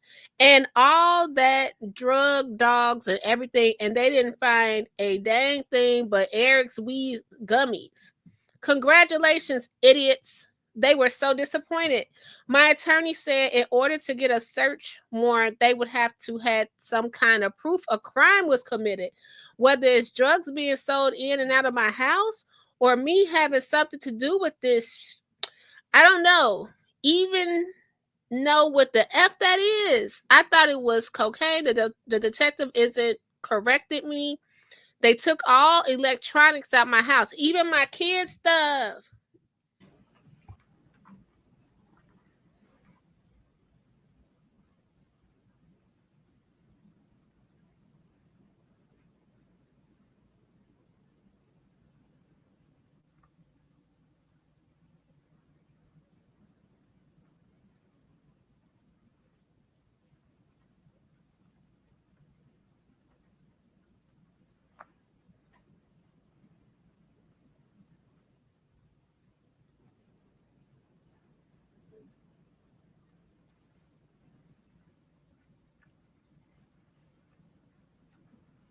And you know what? He didn't even commit nothing.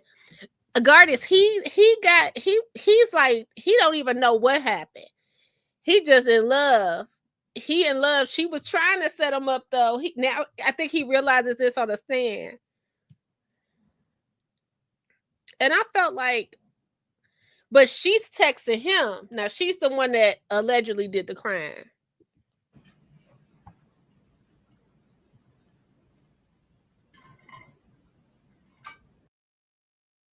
Eric is her husband. So she said Eric does not do effing drugs. He ate ish ton of edibles, 4 to 5 a week, but rarely even drank. This is absurd. And they don't even have a cause of death, I think that is COD yet. How can they just jump to all this bull crap before we even know? Ronnie swears the gummies are laced with it because it was a new pack. This is all just so freaking stupid and crazy.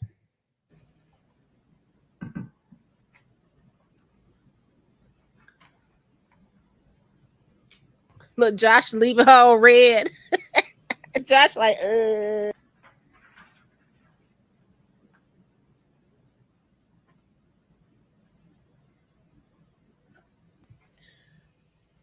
Josh said, I have tons of questions and thoughts. I'll save it for a phone call. And she says, okay, call you in a bit.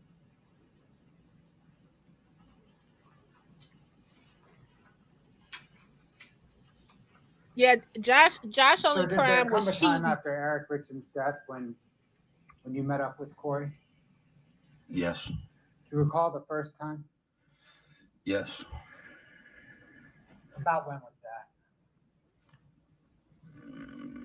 I'd guess 2 weeks, 10 days, 2 weeks, something like that. What happened when you met up with him? I forget where we met, but we rode up into the Uinta Mountains together. Two vehicles, I think. I can't remember. We both wound up in hers, though, in her vehicle. We sat there and talked. Did you talk about Eric? Yes. Yeah, that was the first opportunity to really, just, that was the first time.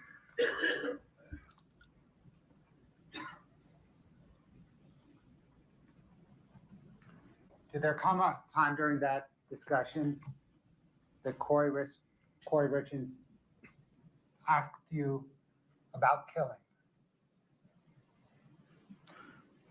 Do you want me to contextualize it? Please. So yeah, we sat there and talked for quite a while, and I had never seen her that way, obviously. It was a heavy conversation. And I'm not used to that with her. She's not used to being open like that. So at one point, my opinion then, probably still now, looking back, was that, she was looking for any reason. I think she was exhausted emotionally. And I think she was looking for a reason to divert the conversation away from herself, because she does that. She does that about lots of things in every normal life, And I think that's what she did.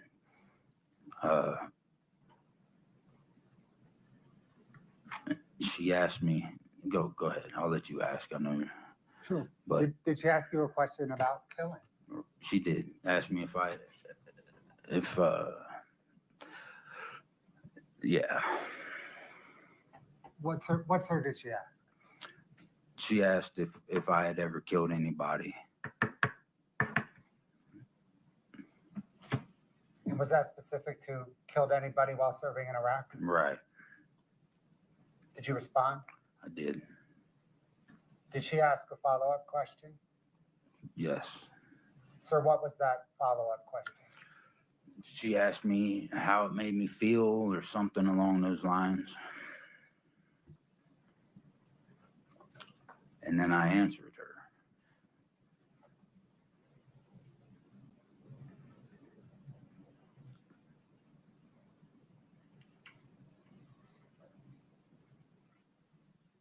I took it as not out of the normal, though, really.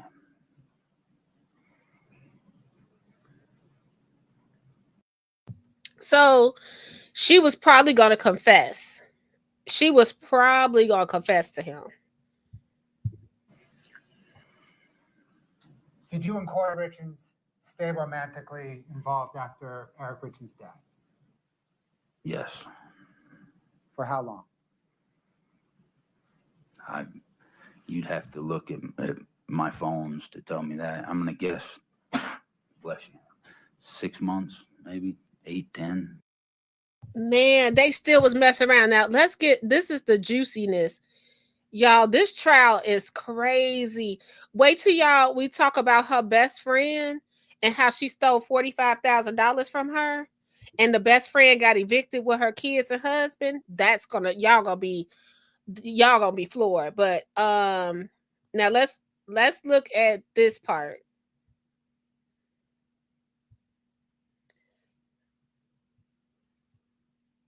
Okay. You are so sweet. Please don't repeat this to anyone. Oh, we read that part. always appreciate your sweet, kind words. I hope you know I think you're one incredible man. Not sure what I'd do without you. Now that's what she sent Josh. Josh looks like her husband a little bit too. I think they like both. They have like the red hair. She got it tight. Okay, now here he go with his. You know he's romantic.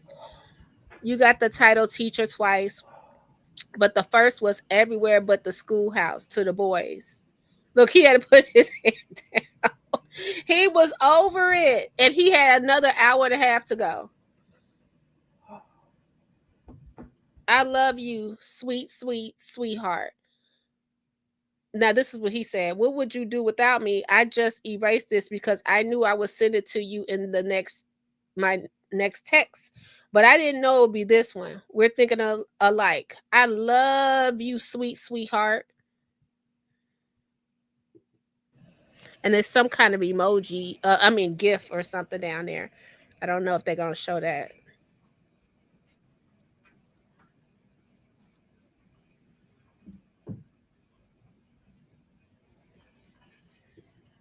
And then he goes on, oh, babe, there's nothing more I want than to be with you now. No matter what's going on, I love your company. I know that a lot of times the time we spend together has somewhat of a cloud hanging overhead. I really look forward to quality time with you that isn't rushed and doesn't have a goodbye lurking around the corner. I've been in the truck running errands, or I would have texted you 10 times by now. Wish we could talk. I feel like maybe you're having a rough day in some ways. Sure would like to hold on to you, to do something to make you happier right now, to make your tomorrow better. I love you today even more than I did yesterday. Promise with my heart. I'm a very, very lucky man. If if you only knew how fortunate your love makes me feel, how valuable, not to be taken for granted. Oh, I'd smother you with hugs and kisses right now. This man is something else. He is in love.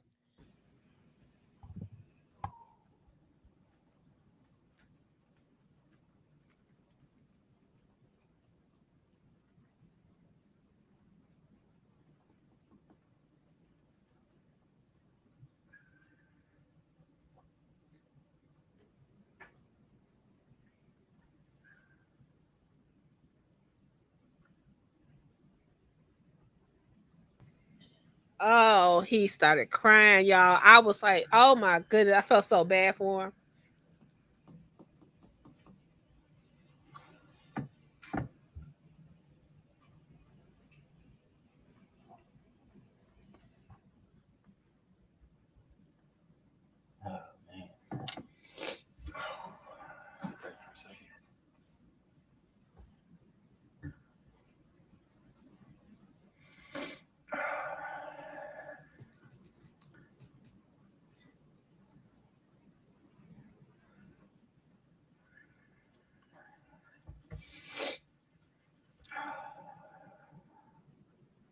Sir, would you like to take a break?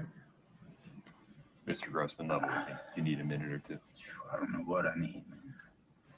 Let's just start with that. Why don't we take pause for a moment, sir, if you don't mind. Let's take a 5-minute break, please. Please rise for the jury.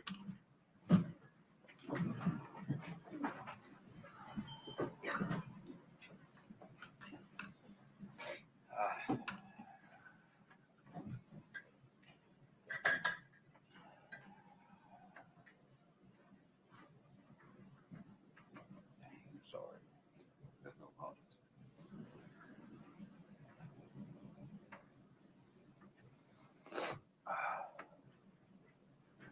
Please have a seat.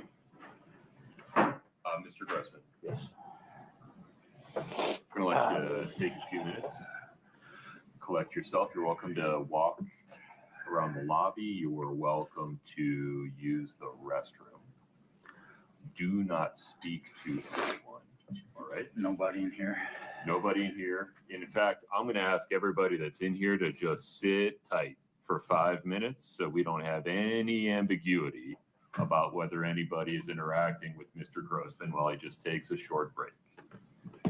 Feel free to stretch your legs. There are going to be more questions. I just need you to be present, able to listen. All right. It's fine. Take 5 minutes. Don't talk to anybody. Okay? Okay. You go stretch your legs for a second. I feel like I got something I want to say. Yeah, but you're going to have to wait and just answer questions that are asked, okay? Okay, I'm ready though. You sure? As You sure you don't want to stretch your legs? It ain't the legs that All right. I need to stretch. Well, I'm going to sit here for a minute and just answer an email and take a deep breath. Okay? I'm cool with that. All right.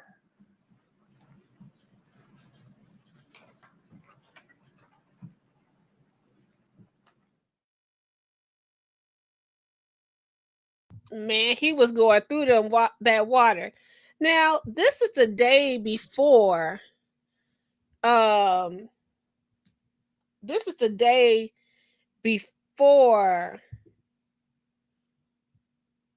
Yep, this was it. This is the day before. This is the morning of Eric's death, her husband. So Eric died March the 4th. So this is them texting 8:30 p.m. on March the 3rd. So the next morning he gets up. He said, "Hey babe, how you feeling today?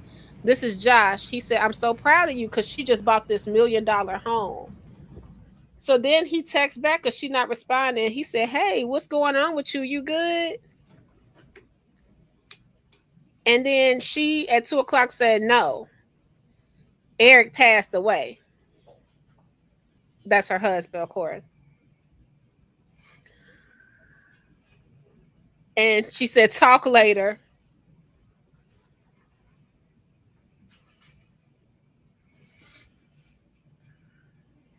And poor Josh over here like, what? He like, what? He passed away. Hey, Sloan. No words. Turn your phone off. Eric passed away last night.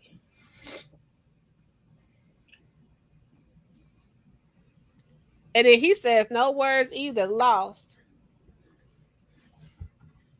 And then she says, nuts. I can't do this. And then he says, I am devastated.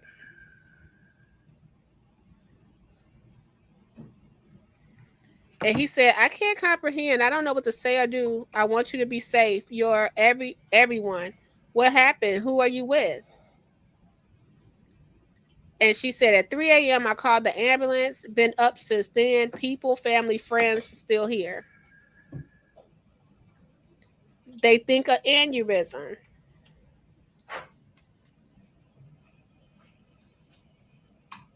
Scott, can you bring up the gift attached to that?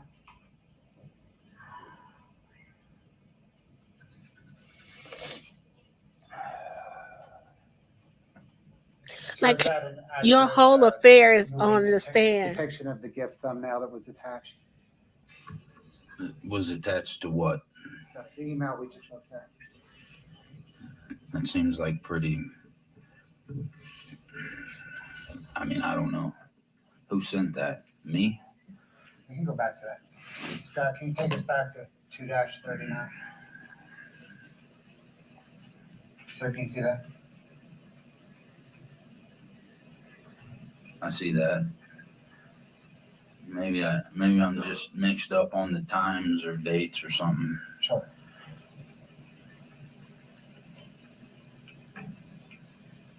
If you bring up the gift. If I sent that after reading what I just read on here, then I was, Just wait for the next question. Okay. He really sent, so it was the whole I love you situation, but he really sent it the day before and they had it all mistaken. So before we go, let's go to the let's go and hello everybody, good afternoon. Before we go, let's go to the body cam so y'all can see what happened. Let's see, we got the body cam. It got juicy, y'all, because this lady,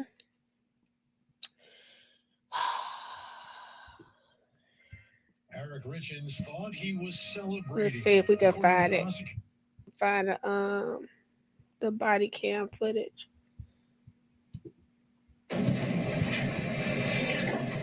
Sir, if you could state your name and spell your last name, please.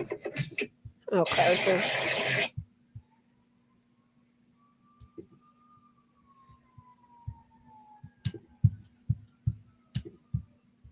Earlier, give me just a moment. Your Honor, most body cams, there's a 30-second. That's what I thought too, but it sounds like they've edited around that. One moment, folks.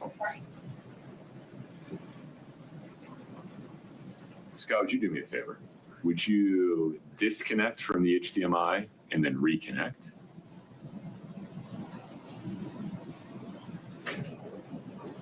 And then, did you plug back in? Yes. Okay, will you cue the video again for me? And no medical history other than his asthma. I mean, his lungs and things.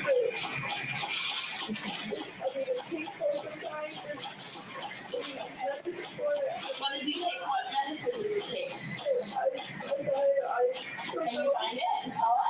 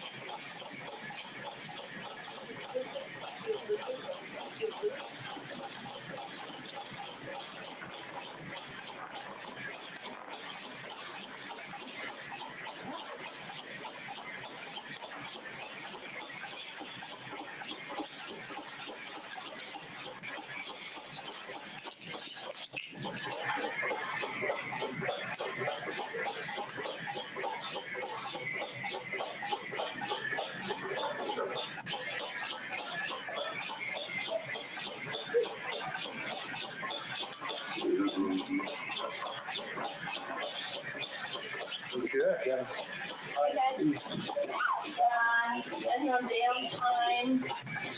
Denise supposed got here. He's had 2 Eppies of Narcan.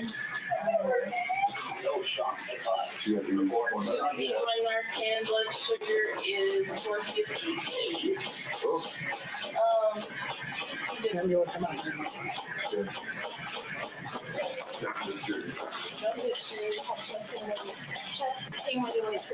What's your first name?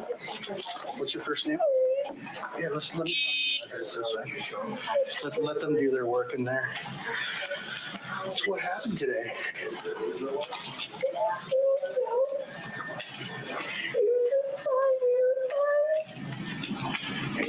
When you said we were fine, what time did you see him when he was alert? We had a drink together at 9 to celebrate something at work tomorrow. Okay.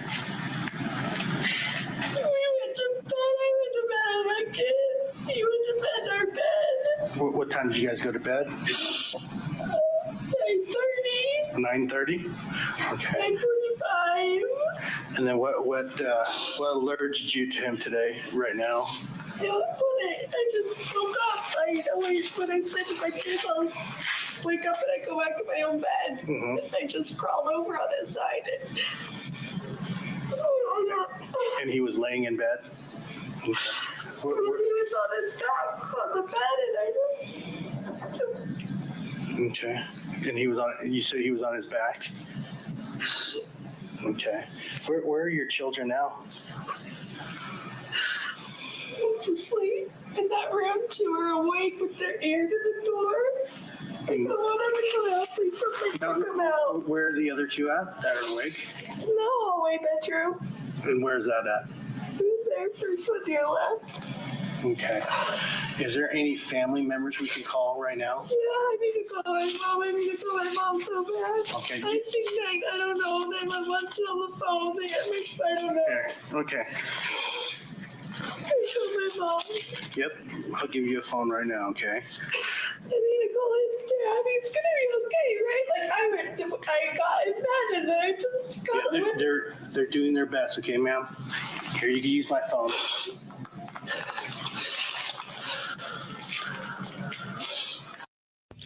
Y'all, I would be so bad at that. Do you guys remember anybody's phone number? Let me know. Unless you had a phone number back when I had a house phone, like I had to dial it, I can remember your number. But anything recent, ooh, can't remember those numbers. So she's calling her mom over, but basically she woke up to find her husband cold.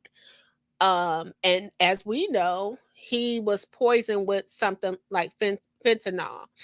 And this was not the first attempt. He got poisoned again on a family trip, and they used to make a joke about it, like, "Hey, don't let Kouri fix you anything to eat, because she's gonna poison you." And little did we know, now he's poisoned, and allegedly it was Kouri that did it. That's what she's on trial for now. They said that she bought it from somebody that was able to drop it off at the house. Allegedly, that's what someone is saying. But I'm gonna tell you, I think the coldest thing is that, may Eric rest in peace, he got the last laugh because he put everything in his sister's name. So she got nothing, not even the house, everything gone. Even to the fact she had to leave her lawyer because her lawyer, the first lawyer she had, the retainer was $100,000 for a murder case, $100,000. And she's been going on for years. So now she got these two attorneys that act like they just got out of night school like last week. So we'll see how this goes. But I will say, if you guys are following this, a lot of people are telling little fibs on Kouri. A lot of people are telling little fibs on Kouri, and they don't even have to do that because she put herself in, she ruined her own life. But some people are like saying, hey, she said that she wanted to kill her husband. Then they'll pull out like a recorder and say, did you say this? And then they'll be like, oh yeah, I did say that. Well, I didn't really hear that. But it's a couple of people that's been on the stand that's going to throw the case, in my opinion, with the little fibs they're telling. So let's look a little more.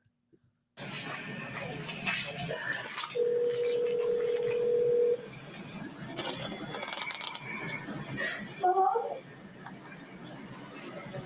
Mom? Mom? Yes. Go to my house.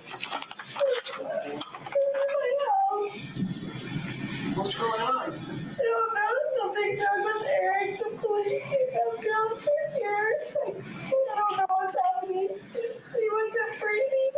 I don't know. Who? Eric. Where's he at?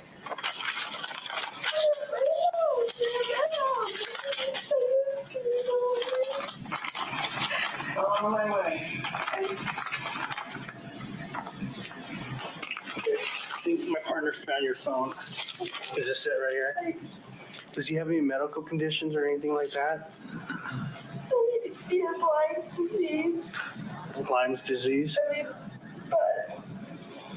Nothing major. Okay. So no heart problems or anything like that?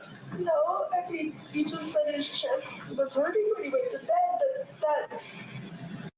She seemed like she's just whining instead of crying. Just seemed like she's whining. So you guys check out Kouri, because Kouri, she made a mess out of her life. Like, I was just sitting there like, she took a loan out on the house without telling her husband, right? And he was pissed. Then she stole money from her friend. We gotta cover that tomorrow. When she got this, her friend saw she was in trouble, and she trusted her, and so basically, Kouri flips houses, right? So she gets this house, And she tell her friend, hey, you go ahead and pay this money. Here's the deed or whatever. I'm gonna go down to I'm going down to Village Hall or whatever and get the deed recorded in your name, blah, blah, blah.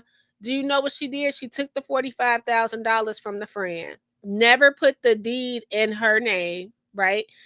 And then sold the deed to somebody else, so they own the house. So those people put her out. It was crazy. Crazy bananas. Crazy bananas. I was just like, what? Like, you do that to your friend? So, and the friend, if I'm not mistaken, loaned her some money to try to get money up for the lawyer. And she couldn't even look her in the eye. I was listening to this girl last night. Speaking of that, she was saying how she has a car. Let me see if I got that, y'all. It was just so weird. All these that people are doing stuff like this, but we're gonna talk about that tomorrow. I'm gonna put it on our list for tomorrow. But basically, she was renting a car, but the man said he's gonna hold somebody bought her a car, but they're gonna hold the pink slip or whatever. And she was like, oh, I pay them every month. So the man sold the business or whatever. And the new man said, oh, you're not going to be able to own this car. It's going to be a rental forever. I'm like, y'all not getting stuff in writing no more. Y'all not, like, I would have been like, when this situation, Kouri, I'd be like, no, we're going down to Village Hall together. We're going to sign these papers together. Like, what are you talking about? But she sure did. She double dipped and sold the deed to the house to somebody else.